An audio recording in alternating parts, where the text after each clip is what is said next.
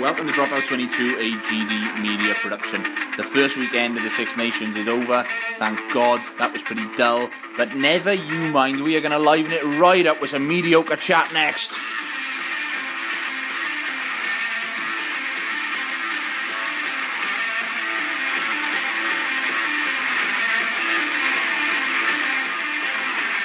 In the week that Paul O'Connell announces his retirement from rugby, we'll be having a look back at Wales against Ireland with a very pissed Guy Griffiths. Martin Macdonald joins me in the studio, and Will Corsie joins me on the phone to have a look back at England against Scotland, which is even duller than Wales against Ireland. And we've also got Pat Stats, turnover ball, and plenty more. Welcome aboard!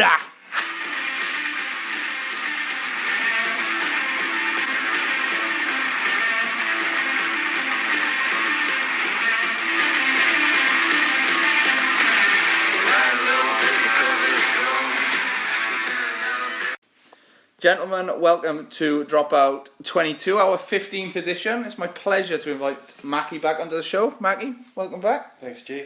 Absolute pleasure to have you. Hiya, Mac. Hiya. We will kick off the show, boys, with Wales against Ireland. Draw on the weekend. Warren Gatland described it at the final whistle like he'd been spending the time kissing his sister. Guy, what did you make of it? What was your... Just try and sum up your emotions at the final whistle. At the final whistle, I felt quite deflated because I thought we pretty much gave them 20 minutes of the game to get them 13 points up, and then all of a sudden we decided, oh wait, we're a much decided team than this, and we just decided to play. I think we left the win out there. I think Ireland did very, very well to hang on at the end. Ireland had 5 clean breaks to 0 according to the stats, but in reality, we were very, very dangerous going forward. Apart from that last pass, personally looking at it as a normal bloke playing rugby, these international rugby players are a bit flat. And if you look at the All Blacks, they pull the ball back and they get run onto it. Alan Wynne got slashed a few times. Scott Baldwin dropped a sitter. It's just really disappointing, to be honest, guys. I'm sure you'll feel the same. It's a win that got away, and I'm sure you can elaborate on it a bit more, being the new backs coach of Guildford RSC. But at the same time,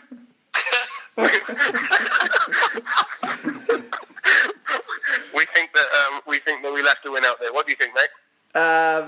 Just to clarify, I am not the new backs coach of Guildford RFC. That role still belongs to Ross Chisholm. Dodge the bullet there, Guildford. No, it was... Yeah, at the final whistle, it was just that I was really deflated. But then looking back on it, we were 13-0 down after 20 minutes away at the 2-time champions. So on reflection, it isn't a bad result. However, a loss, a draw is as good as a loss in this competition, because you can forget about your Grand Slam, you can forget about your Triple Crown, and the only thing you can concentrate on is the championship. And with no bonus points as well, it's really tough to bounce back from that. But I fully believe that we'll win the entire championship now, because I think we got that absolute rubbish on Saturday out of our system, and I think we'll win 4 on the bounce and win the championship outright. Can I say something? Go on. I don't think either team deserved to win. The draw was about all you're worth. Wales looked pretty horrendous in attack.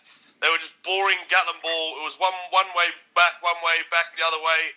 It was ball retention, and it was just garbage. And that doesn't work against Ireland, because there's only one team more boring than Wales, and that's Ireland. And that's exactly what we got, a friggin' bore fest. Well, that's absolutely not true, because there was a game on Saturday that was comfortably worse than that, which we'll go on to discuss later.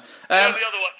I think Wales did actually try and play a more expansive game, and that's proved by the fact that Johnny Sexton only made 2 tackles. So we were playing in that 13 channel. Wales played seriously well, guys, in the sense that they threw... Sorry. One at a time. Go on. Let Patty go first. There's one thing to say, playing a more expansive game by passing it one more in each direction and calling it expansive, and another thing to be playing quick ball, throwing the ball around with a bit more purpose and a bit more, I guess, flair. And that certainly wasn't what you guys were doing. I just thought it was really robotic, and it was really forced, and it was really boring. I'm not saying it was anything but boring, but it is an improvement on what we have been seeing as far as playing more expansively goes. But we just came up against a very good defence. You should have had him. Yeah, I think watching that game back, I think we were the architects of our own downfall. The fact that we made opportunity after opportunity. We did play more expansively, but we created the opportunities. We were just absolutely useless at 3-on-2s and 2-on-1s. Classic Wales. Exactly, classic Wales. It's the fact that we've gone up the guts, we've absolutely demolished them going forward. Ireland were laying over every ball, and it's a problem I've got with Ireland year in, year out, and all the Irish teams in general in the Champions Cup. I'm glad they've gone out because basically, even though I love watching the Irish spirit play and then knocking over the French and the English every year, it's about time that the Irish got a bit of a beating, because the fact that the Irish come in to every game and aim to absolutely demolish the breakdown completely illegally, and if you watch it back, it is absolutely illegal what Tommy O'Donnell was doing every rec. It's amazing we were even in the game, because we had absolutely no quick ball going forward. We still managed to create the 2-on-1s, the 3-on-2s. It's just, to our detriment, we were absolutely useless passing the ball. And that is completely, as a Welshman, it's tough to say. The fact that somebody who's grown up playing the game and enjoyed playing expansive rugby cannot catch and pass the ball on a 3-on-2 or a 2-on-1. These are our best players. It's not boding well for the future, the fact that we may create all these chances. If we come up against the All Blacks or the Wallabies or anything like that, we're never going to finish these, because there needs to be a sea change in the sense that we may create them, but there's absolutely no way we're going to finish them. Corsie, you said that we should have had them. Have you seen anything from the Wales team or the Ireland team to worry you? Well, I've seen probably more from the Irish team, who had pretty much second string, untested side. Get a result. Well, not a result. Get a draw from the Welsh side, who are probably at their strongest. So, having a look at, I don't know if England are playing Ireland at home or away. I'm not sure. They're home or away, guys? Ireland have got you boys at Twickenham. Oh, it's probably a little bit better. But yeah, it's a positive playing against the Welsh. I think. Well, we wouldn't like to put money on it, but we might actually beat you at home this time round. We might have to put a bit of money on it, and we'll watch it together down in Bournemouth. Looking forward to that. Mackie, that's going to be incredible. That's going to be an incredible week. Mackie, you've got Wales up next. Did you see anything from the weekend? What did you make of the performance? The Wales game? Well, just that Scotland didn't get stuffed on Sunday after their abysmal performance on Saturday night. I think we're in for a tough showing. I think had Wales lost, it would have been even worse, because they would have been, they would have had to, stick quite a few points on us. But I think it's going to be a tough one for Scotland. I don't think we're going to do very well. And just a final word on Wales then, Guy. You mentioned that you reckon they're going to go all the way now, having experienced this, well, I don't know why you can call it really a low, I guess. I mean, what do you make of it now? Can we go all the way still? Usually it's just blind faith that keeps me going with the Welsh team, because basically Gatland has instilled some sort of belief where we've pulled through time and again. However, this time we've seen that there is a bit of a change in the way they've started to play. Everyone else thinks it's the same old Warren ball because we drew 16-0, but at the same time we passed the ball and passed the ball and passed the ball. We just could not get that final pass in. We've played 80 minutes now. We've had at least 3 weeks together before we play Scotland. We're going to come at Scotland exactly the same way. Our pack is bigger and stronger, because that's basically how we try and play the game. At some point, this last pass is going to stick, and I didn't even know George North was playing this week. George North was better this week than he has been for Northampton in about 2 years. So it's good for Wales. George North, I agree completely, has been very good for Wales. Doesn't George North suit Warren Ball? He doesn't suit. I don't think he suits your expansive. No, he needs to run at arms rather than fucking Tommy O'Donnell and Donegal Ryan just right shoulders every time. Especially with his chocolate head as well.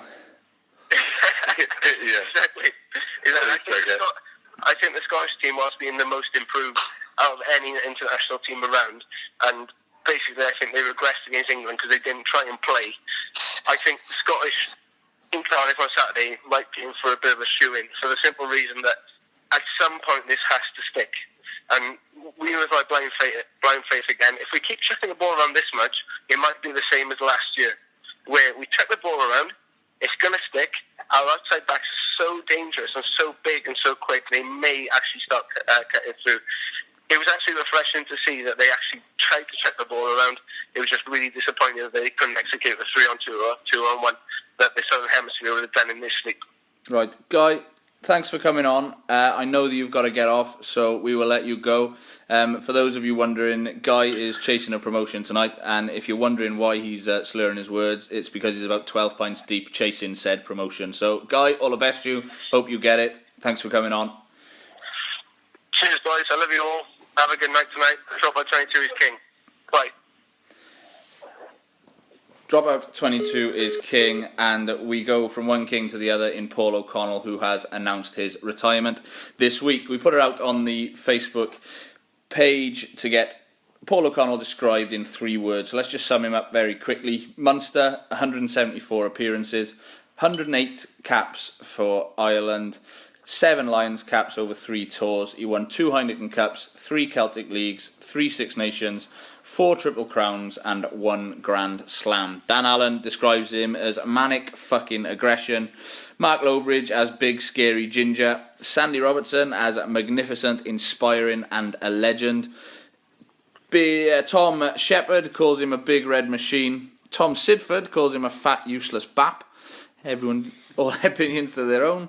Neil Dipple, massive ginger Norse. Jeff Norman, jolly good fellow. And Hugh Jones goes for not Alan Wynne.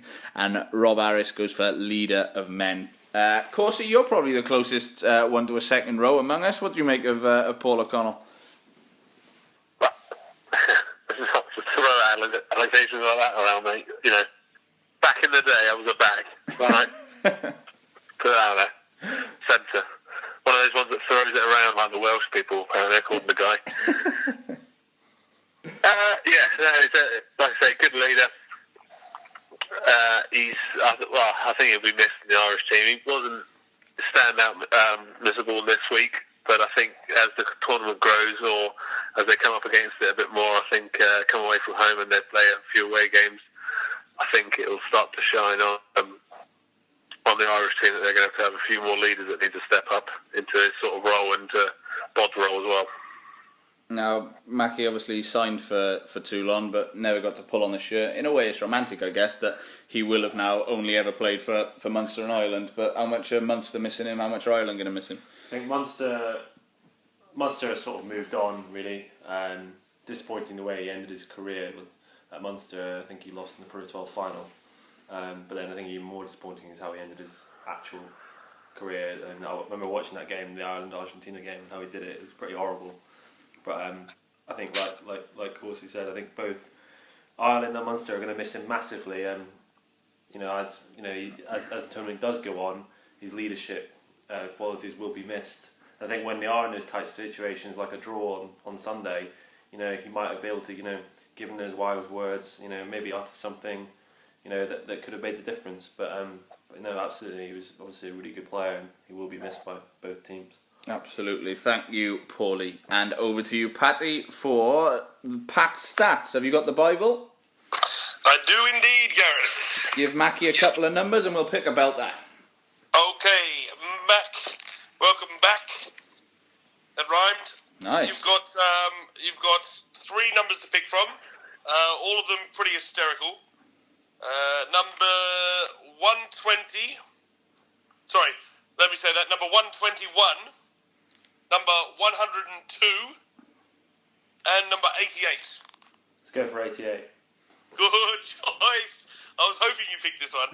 Okay, ladies and gentlemen, boys and girls. Today's Pat's fact is the only rugby international killed by a rhinoceros.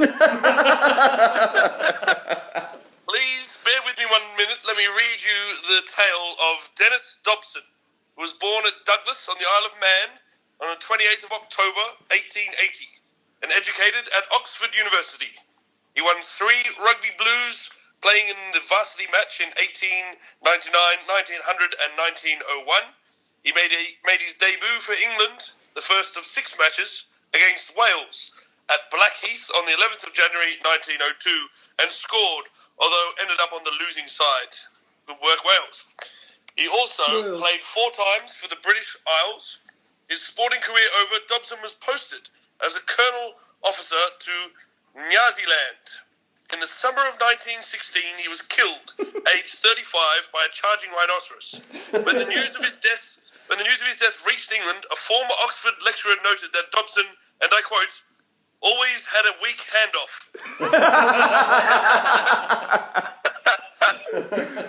Wonderful stuff. One of the best, and we will have plenty more of that next week. We'll keep this one very brief, so as to not bore our readers, but Corsie, was there anything positive to come out of that England-Scotland game? Let's look. Well, I left the house for the first time in a couple of days. Nice. Yeah, and watched it down the pub, but...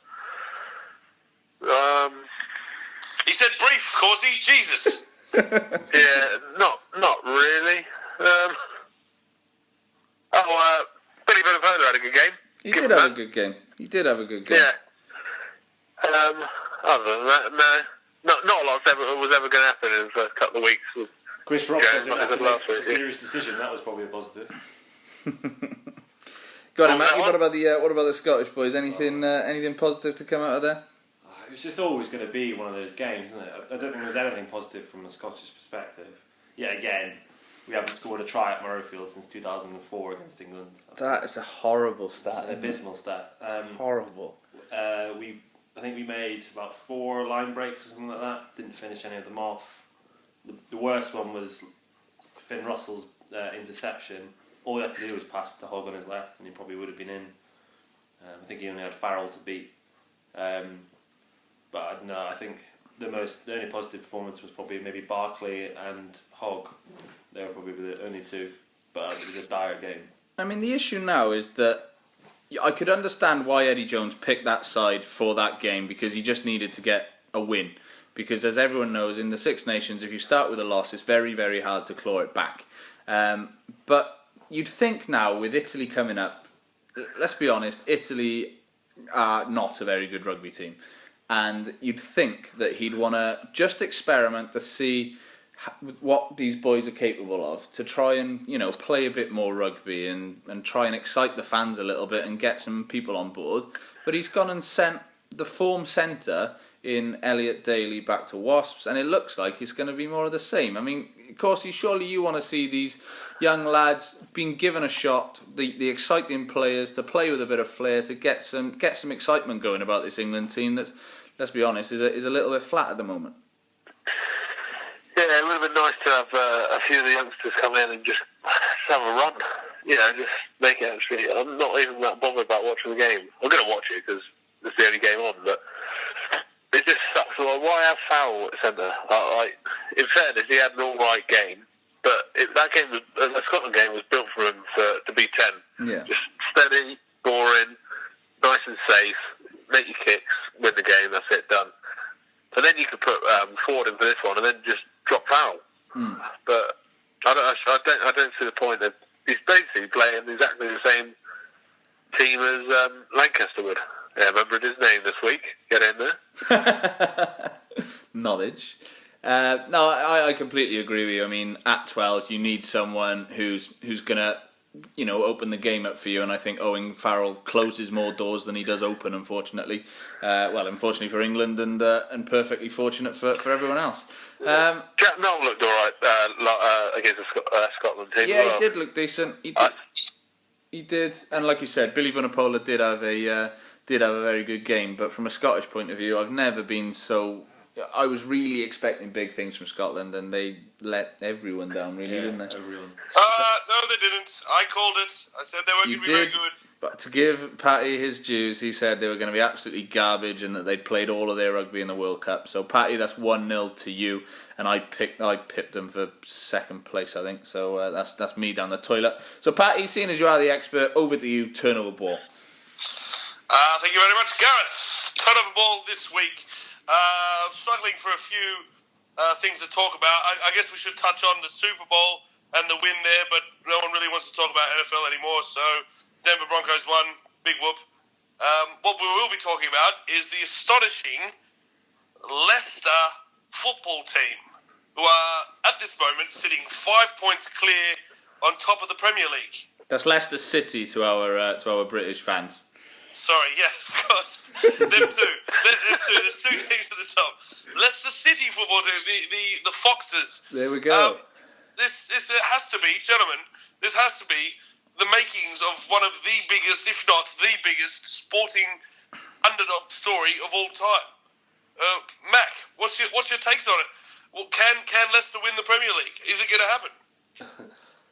If they keep playing the way they are, I think we've got Arsenal at home away on Sunday. So I think they keep knocking. Everyone keeps saying, "Oh, they'll lose at some point," but they beat City 3-0 the other day. 3-1. 3-1. Corsie knowledge. Yeah. I think they can do it. I mean, if they're doing that already, then there's no reason why they can't keep going. They've got, is it West Ranieri, isn't it, the coach? Isn't it? He's a pretty decent coach himself, and I'm pretty sure I think he won the Premier League with Chelsea a couple of times.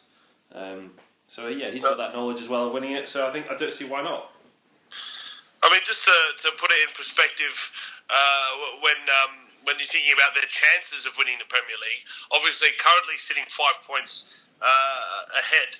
But this week, as you touched on it, they're playing Arsenal, who are equal second on points, I think third on goal difference. And the team coming second, Tottenham, is playing Man City, who are coming fourth. So, arguably, if Leicester get a result against Arsenal, and say City and Tottenham draw, then you've got to think that's it, done and dusted. Leicester have won the Premier League. Gareth, what do you reckon? Let me just take you on a little trip down memory lane. Let's go back to August 2015, and Leicester's odds of winning the Premier League were 5,000 to 1. Oh, someone must have put a quid on.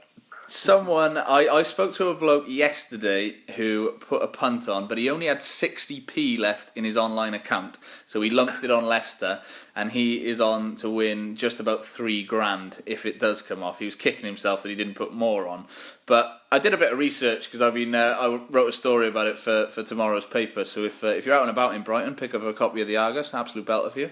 And let me give you a couple of things that were more likely to happen than Leicester to win the Premier League. So they were at 5,000 to 1. At 2,500 to 1, you could have had what was it? It was Arsene Wenger to quit Arsenal and Piers Morgan to take over as manager. You could have had David Moyes to become an X Factor judge. At 500 to 1, you could have had Andy Murray to name his firstborn. Bearing in mind, it was a girl born this week. So Andy Murray to name his firstborn Novak. That was at 500 to 1. Or you could have had, back in August, you could have had at 1,000 to 1,000 to 1. You could have had David Cameron taking over at Aston Villa instead of Tim Sherwood. So that's the kind of odds we're talking about here. It's absolutely massive, and if they do pull it off, I really struggle to. We were talking off air, Patty, and we're really struggling to think of a bigger upset in sport.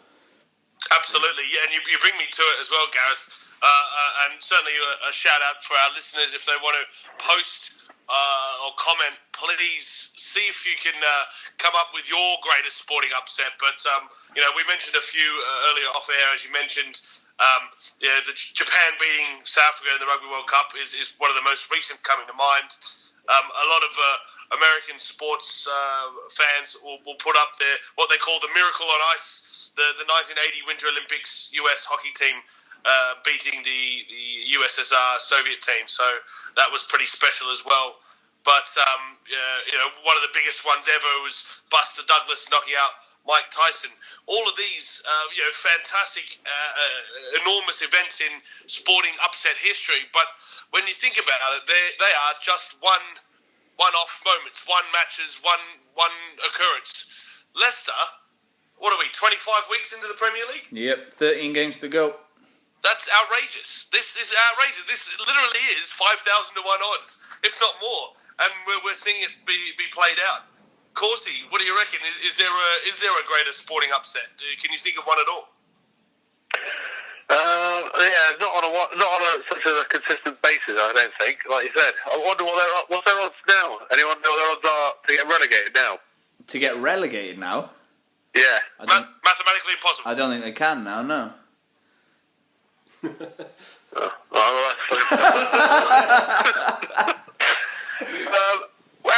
In 1994-95 season when Blackburn won it, I know they didn't come up into the Premiership, but were they underdogs? They were rank outsiders, but they did have Alan Shearer, and that was they did. Yeah, exactly. And certainly not 5,000 to 1 and underdogs. Sutton. And Colin Hendry as well, the the Scotsman that fucking bled tartan. Yeah, I guess. I think got shown up in the old Euro '96 by Gaza. Well, you touched on the Euros there, Corsie.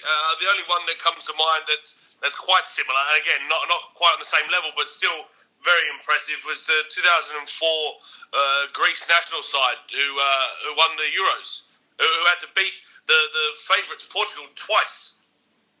I mean, that's still very impressive as an event. I think they were 150 to 1 underdogs. But as Gareth mentioned, 5,000 to 1 underdogs in a 38-week competition with the budget of nowhere near some of these other teams. The government should have backed them, shouldn't they? And they wouldn't be in such financial trouble. If Di Cameras would have slapped $1 million on Leicester, we'd be laughing. That's probably what happened, is that the Greek government bet it all on Portugal, didn't they? Top stuff. Thank you, Patty. More turnover ball next week. Now then, let's jump back into rugby. And we've accidentally come up with a new feature for the show, and it is Corsie's quiz. Corsie, how many eyes have you got? How many eyes? Yeah. 2. 2. So the same number as tries you've scored this season. So I have 2 questions for you. One about the 2003 England World Cup squad, and another one about the current Six Nations squad. So, your home question. We've had plenty of discussion about players from France and their selection or non-selection for England. In 2003, one player in the squad played his club rugby in France. Who was it? I have not got a clue. I couldn't name you the English clubs that the players play for. Give us... Wilkinson was playing for Newcastle. I think I know. Is that because you can see it written down? No, I genuinely didn't know. I can't even see you right. Go for it. Go on then. Dan Lugo. I'll phone a friend. Mackie absolutely nails it with Dan Luga. And for a bonus point, can you tell me what club he was playing for? Bayonne. Not Bayonne. We'll chuck that one out to the listeners. If you know what club Dan Luga was playing for, he was the only French-based player in the 2003 squad playing for England in 2003. Lob it on the Facebook post and we'll get a prize sent out to you. I can't promise that it'll be anything other than shite. Not actual shite. Corsie, your second question. Now, this is one of the most complicated questions I've ever come up with, but I was thinking about it in the car and it just came to me. I've been obsessed with letters because last week it was all about JW. This week, right, there are 3 players who started on Saturday against Scotland who have their club's first letter in their surname. So, for example... Anywhere in their surname? Anywhere. So, for example, Alex Cuthbert would be one because he plays for the Blues and he's got a B in his surname. Dan Bigger wouldn't be one because he plays for the Ospreys and he hasn't got an O in his surname. So can you name the 3 English players where that is the case? Right, okay.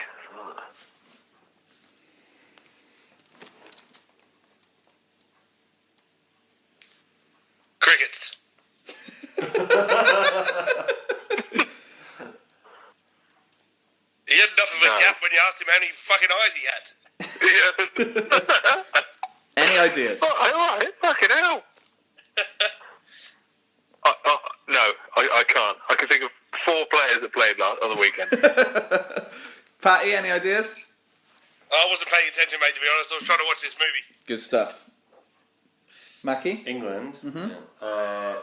No. Oh, Hartley. He plays for Northampton. Yeah, I was going with like... All right, we'll chuck that one out to the listeners as well. So if you know those 3 players, bang them on the Facebook page and we will get a prize sent out to you. Fantasy rugby time.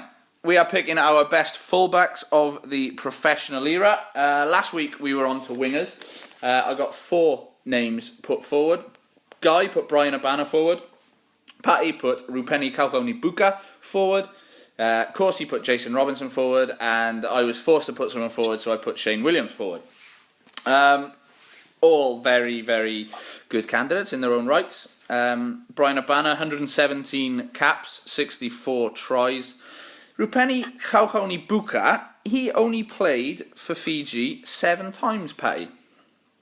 Yeah, you didn't say best international, you said best professional. I know, but he did score 9 tries in those games. Jason Robinson played 51 times for England, scoring 28 times, and Shane Williams played 87 times for Wales, scoring 58 tries. Mackie, I'm going to hand over the reins to you. Out of those 4, who would you have in your side to accompany Jonah Lomu on the other wing? So you've already got size, so you're probably looking for someone with speed. A bit jinky. It's gonna be Robinson or Williams. What? It's crappy about it because the list we have is rubbish. No, I don't like Brian Abana. I don't think he's very good. I don't like him either. I don't think he's that good, but you've said it. He's got the stats. He's got some Williams. phenomenal records. Mackie has final shout. Shane Williams goes in. Here we go. I didn't even have to do anything. Look. His radio show is horse shit. Right, best 15s in the professional era. Corsie, you didn't get your way with Jason Robinson at 14. Are you going to lob him in at 15? No, I'm going to go Josh Lucy. Good show. Love him. When he absolutely nailed what's the Aussie fullback? I can't remember his name. That was Matt Rogers, wasn't it? I think so. He absolutely snapped him in 2. Oh, it was brilliant. He broke his rib, and the bloke still can't surf properly now because he can't lie flat on a board because his ribs are bent the wrong way. Fucking brilliant. I mean, what a tackle.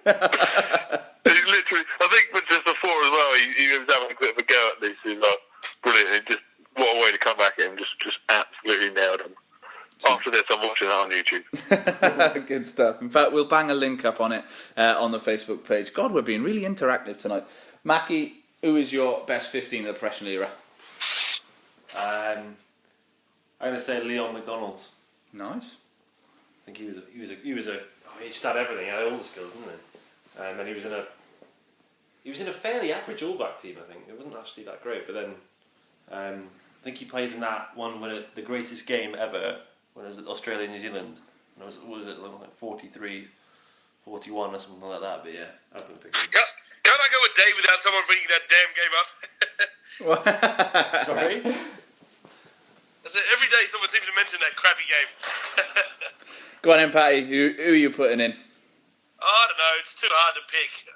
The Australian in me wants to say Matt Burke because I watched him play for years for Waratahs as well. This will be Matt Burke who holds the record for Newcastle for scoring. This will be Matt Burke who holds the record for scoring the most points in the World Cup final. This will be Matt Burke, who holds phenomenal point scoring records and is a superstar hero in professional Super Rugby for the Waratahs. So are you going Matt Burke? Because you said the Aussie in me wants to, but I'm guessing that you're not going to put him in. You've got a British. So I'm going to do it now out of so. spite for all you jerks. All right, fair enough.